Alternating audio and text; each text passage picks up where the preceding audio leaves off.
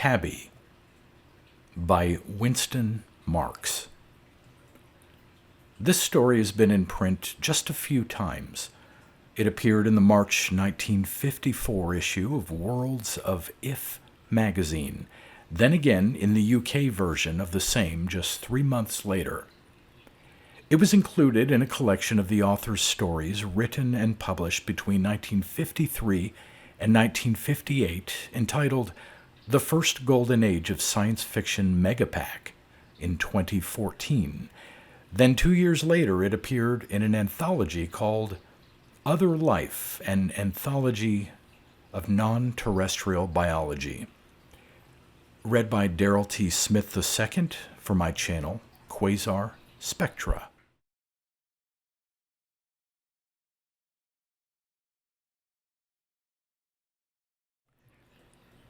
TABBY.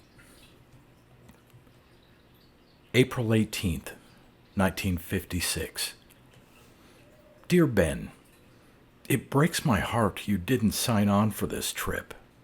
Your replacement, who calls himself an ichthyologist, has only one talent that pertains to fish.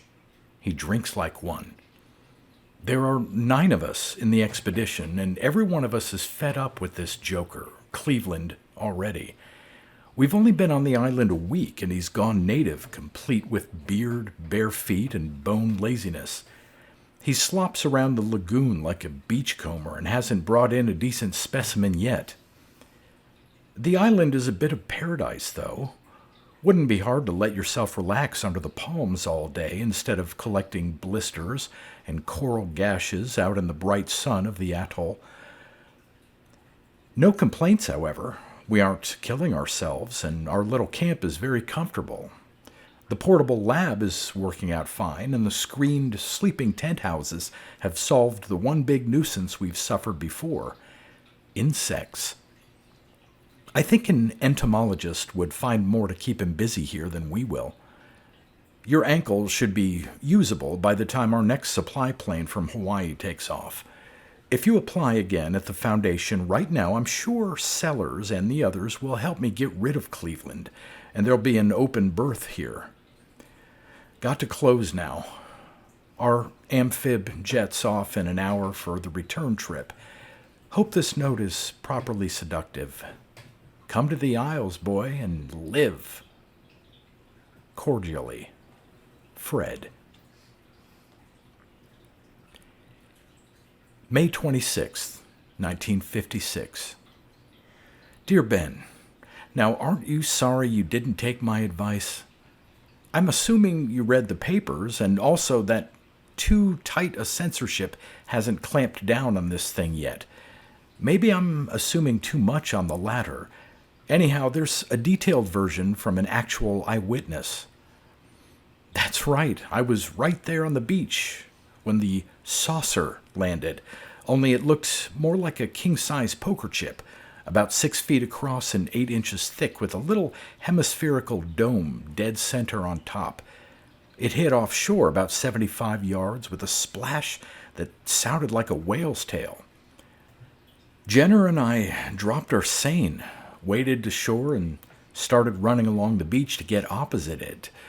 Cleveland came out of the shade and helped us launch a small boat. We got within 20 feet of the thing when it started moving out, slowly, just fast enough to keep ahead of us. I was in the bow looking right at it when the lid popped open with a sound like a cork coming out of a wine bottle. The little dome had split. Sellers quit rowing and we all hit the bottom of the boat. I peeked over the gunwale right away, and it's a good thing. All that came out of the dome was a little cloud of flies, maybe 100 or so, and the breeze picked them up and blew them over us inshore so fast that Cleveland and Sellers never did see them. I yelled at them to look, but by then the flies were mingling with the local varieties of sudden itch, and they figured I was seeing things. Cleveland, though, listened with the most interest. It develops that his specialty is entomology. He took this job because he was out of work. Don't know how he bluffed his way past the Foundation, but here he is, and it looks like he might be useful after all. He was all for going ashore, but Sellers and I rode after the white disk for a while until it became apparent we couldn't catch it. It's a good thing we didn't. A half hour later, Olafsen caught up to it in the power launch. We were watching from shore. It was about a half-mile out when Ulla cut his speed. Luckily, he was alone. We had yelled at him to pick us up and take us along, but he was too excited to stop. He passed us up, went out there, and boom! It wasn't exactly an A-bomb, but the spray hit us a half-mile away, and the surface waves swamped us. Sellers radioed the whole incident to Honolulu right away, and they're sending out a plane with a diver, but we don't think he'll find anything. Things really blew. So far, we haven't even found any identifiable driftwood from the launch, let alone Ola's body or traces of the disk. Meanwhile, Cleveland has come to believe my story, and he's out prowling around with an insect net. Most energy he's shown in weeks. May 28th. Looks like this letter will be delayed a bit. We're under quarantine. The government plane came this morning. They sent along a diver, 2 reporters, and a Navy officer. The diver went down right away, but it's several hundred feet deep out there and slants off fast. This island is the tip of a sunken mountain, and the diver gave up after less than an hour. Personally, I think a couple of sharks scared him off, but he claims there's so much vegetable ruck down there he couldn't expect to find anything smaller than the launch's motor. Cleveland hasn't found anything unusual in his bug net, but everyone is excited here, and you can guess why.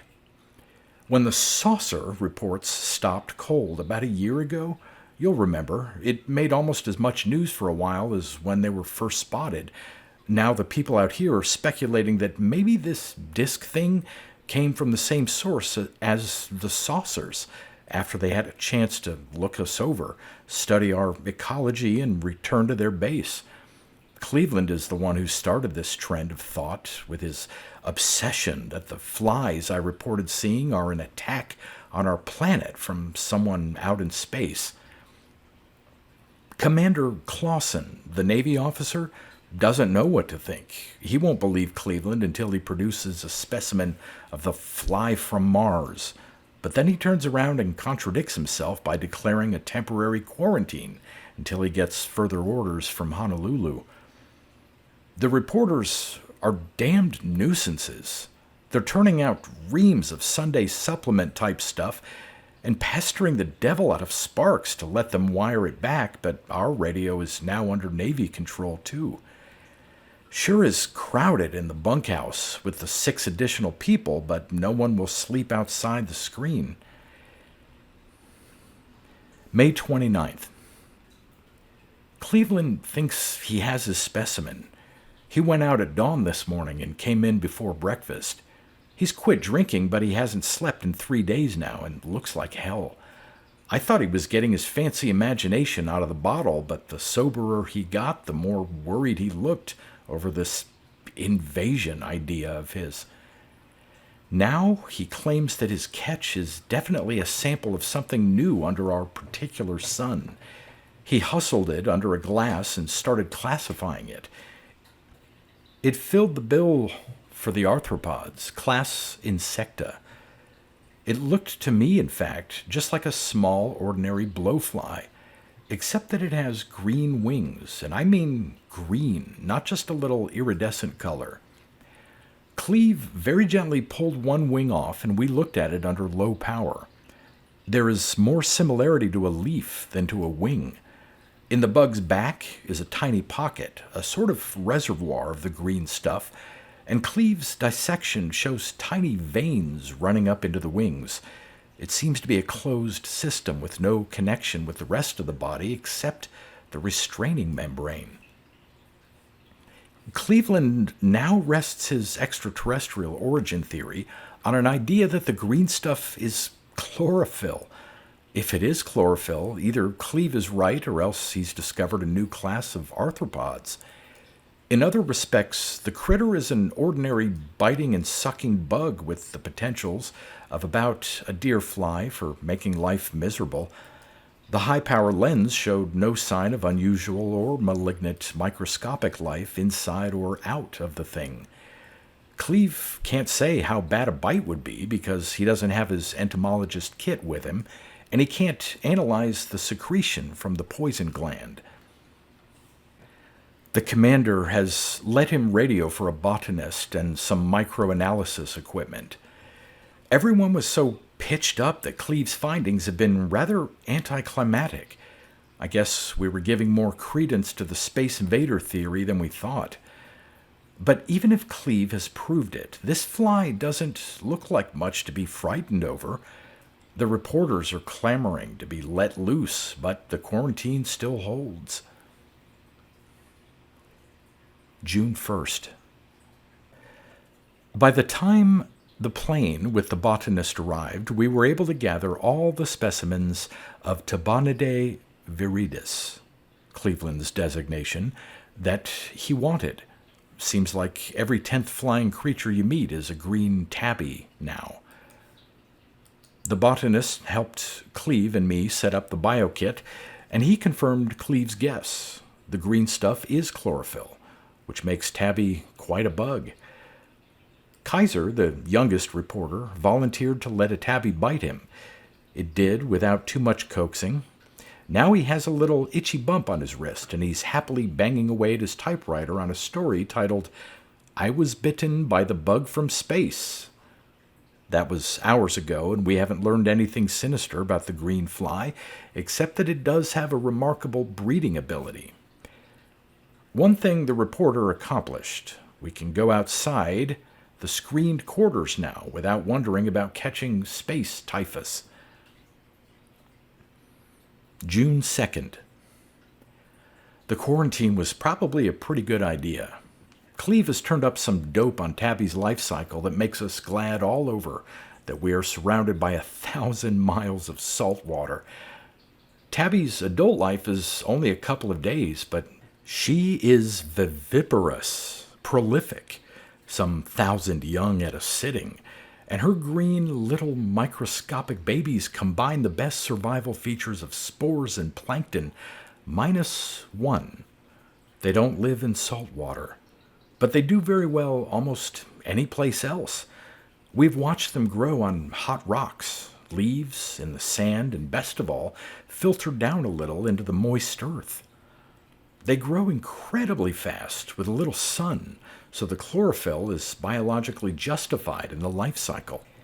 This puzzled us at first because the adult tabby turns into a blood-sucking little brute. Deprived of any organic matter, our bottled specimens die in a short time, in or out of the sunlight, indicating the green stuff doesn't provide them with much, if any, nourishment after they're full grown.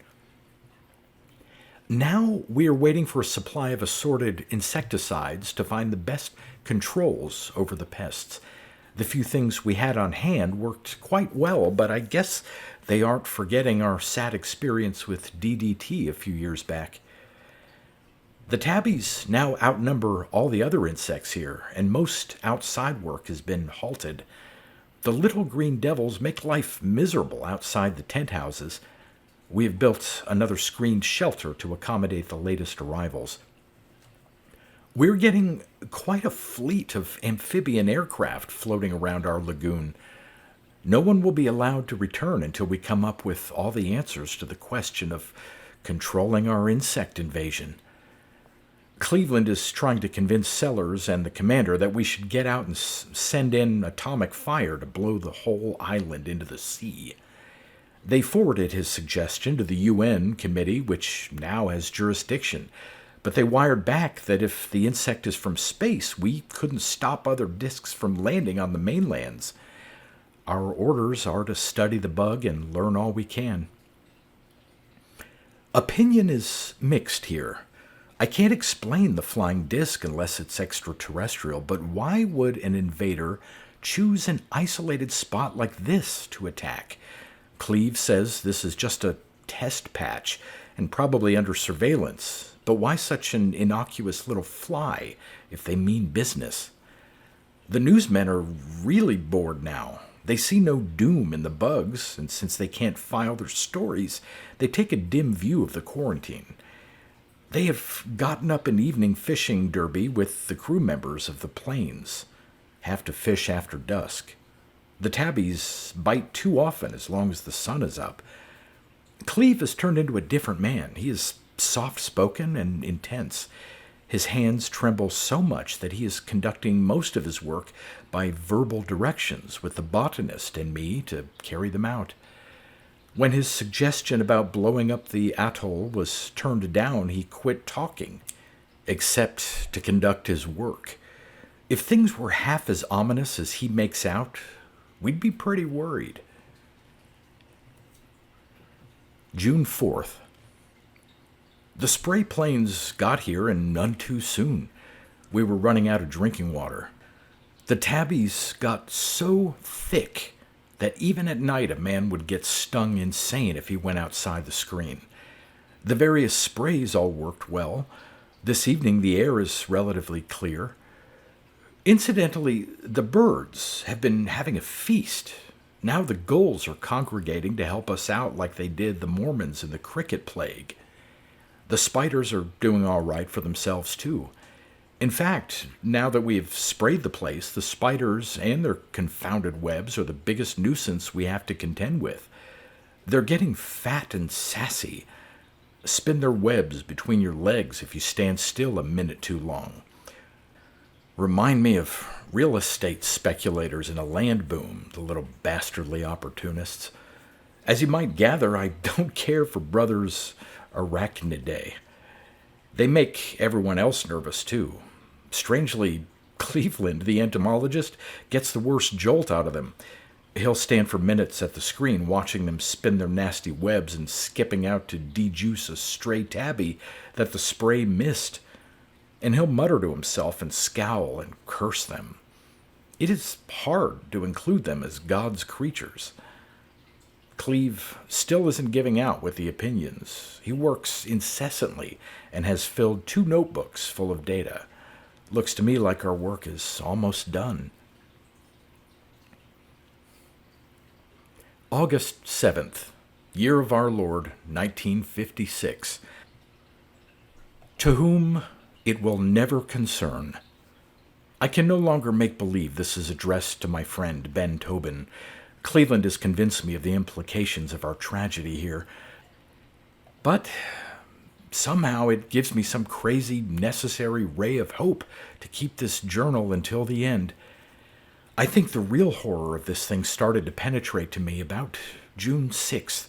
Our big spray job lasted less than 24 hours, and on that morning I was watching for the planes to come in for a second try at it when I noticed the heavy spider webbing in the upper tree foliage. As I looked, a gull dove through the trees, mouth open, eating tabbies. Damned if the webs didn't foul his wings. At first he tore at them bravely, and it looked like he was trying to swim in thin mud, sort of slow motion. Then he headed into a thick patch, slewed around at right angles, and did a complete flip. Instantly, 3 mammoth spiders the size of my fist pounced out on him and trussed him up before he could tear loose with his feet. His pitiful squawking was what made me feel that horror for the first time. And the scene was repeated more and more often. The planes dusted us with everything they had, and it cut down the tabbies pretty well again, but it didn't touch the spiders, of course. And then our return radio messages started getting very vague. We were transmitting Cleve's data hourly as he compiled it, and we had been getting ordinary chatter and speculation from the Honolulu operator at the end of our message.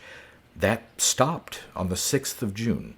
Since then, we've had only curt acknowledgments of our data and sign-offs. At the same time, we noticed that complete censorship on news of our situation and progress apparently hit all the long-wave radio broadcasts. Up to that time, the newscasts had been feeding out a dilute and very cautious pablum about our fight against TABBY. Immediately when we noticed this news blind spot, Cleve went all to pieces and started drinking again. Cleve, Sellers, and I had the lab tent to ourselves, having moved our bunks in there, so we got a little out of touch with the others. It wasn't the way Sellers and I liked it, but none of us liked the trip from lab to living quarters anymore, although it was only 50 feet or so. Then Sparks moved in, too, for the same reason. He said it was getting on his nerves running back and forth to the lab to pick up our outgoing bulletins. So he shifted the generator, radio gear, and all over to a corner of the lab and brought in his bunk.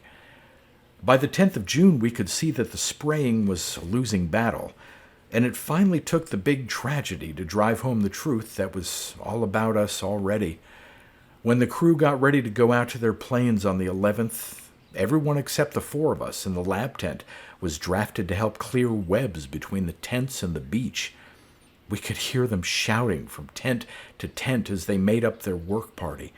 We could no longer see across the distance. Everywhere outside, vision was obscured by the grayish film of webs on which little droplets caught the tropical sun like a million tiny mirrors. In the shade, it was like trying to peer through thin milk with the vicious, leggy little shadows skittering about restlessly.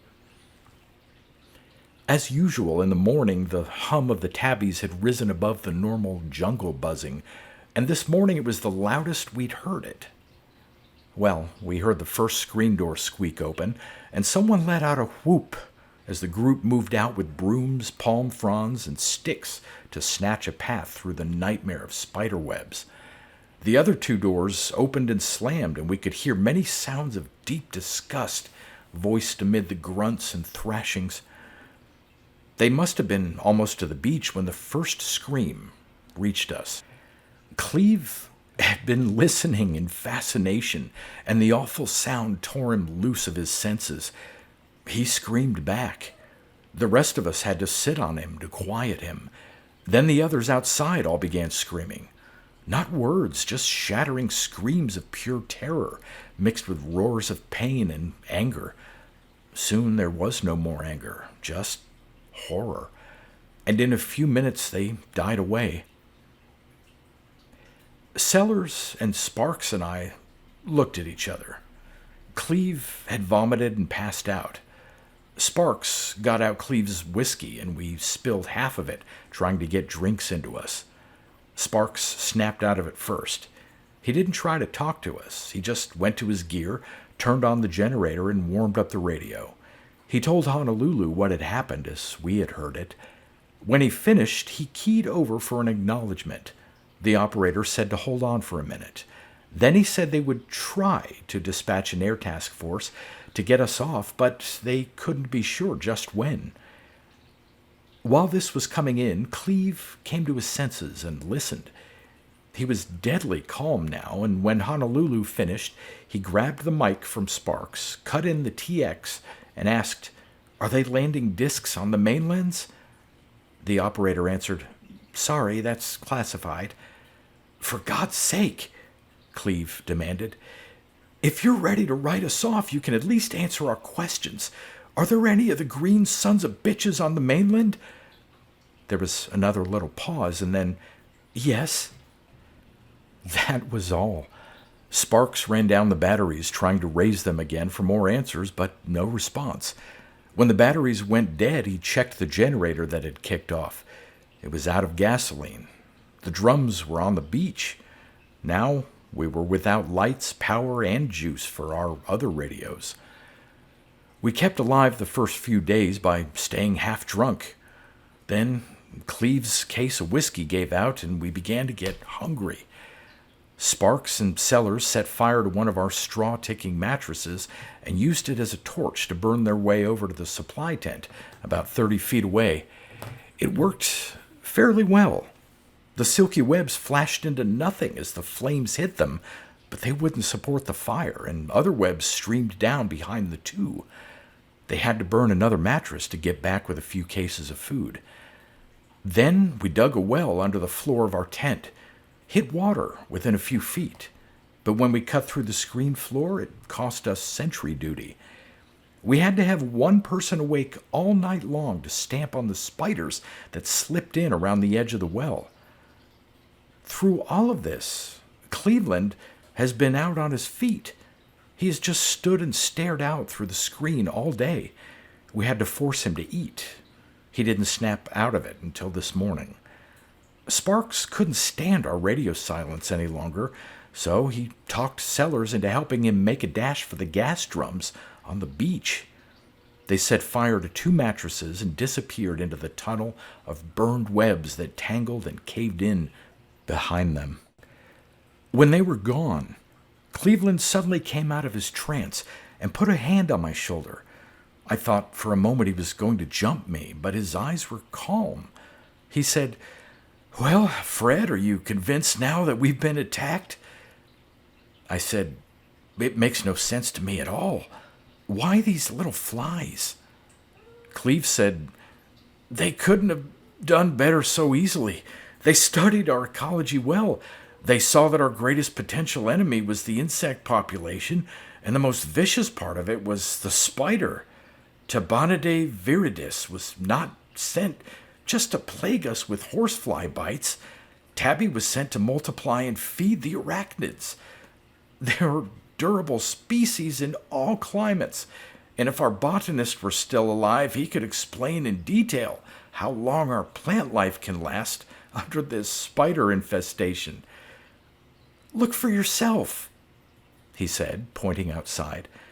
"Not only are the regular pollinizing insects doomed, but the density of those webs will choke out even wind-pollinated grains." He stared down our shallow well hole and stamped on a small black flat spider that had slithered under the screening. "I suppose you realize the spiders got the others. Down here in the tropics, the big varieties could do it by working together. Sellers and Sparks won't return. Sounds like they got through all right, but they'll be bitten so badly they won't try to get back." And even as he spoke, we heard one of the aircraft engines start up. The sound was muffled as under a bed quilt. Cleve said, "I don't blame them. I'd rather die in the sun, too. The beach should be fairly clear of webs. We've got 1 mattress left. What do you say?" He's standing there now, holding the mattress with the ticking sticking out. "I don't think 1 torch will get us through, but it will be worth a try for one more look at the sun."